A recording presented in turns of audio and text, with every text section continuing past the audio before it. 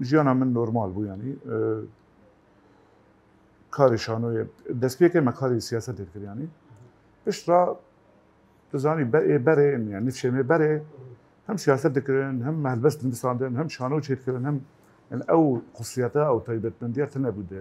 کاری کی دا قالك تش کار مکرد زانی جیان جی يعني تم بردوامه تم جانا يك بشكي تي بشكي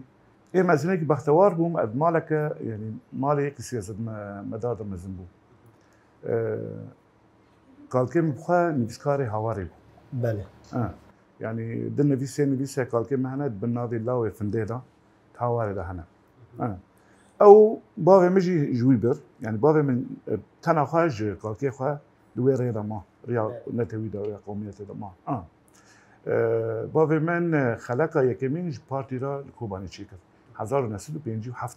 ادوي جوي درابون يعني جوي مثلا جبين الدزي ودجي حكماتي وحكمات حرورت ومداهمات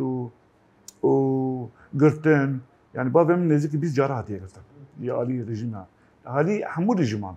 اتشار جارات ما قرتن جم علي رجيمي دا 1909 وددس جارة يكمين شواز شكوباني يعني برن من بجي برن حلبة داويان برن شامي فرح فلسطين شهر هيفان بدي دراسان بشتر بيش سي جارات ما قلتن جارة داويجي وقتها انتفاضة قامشت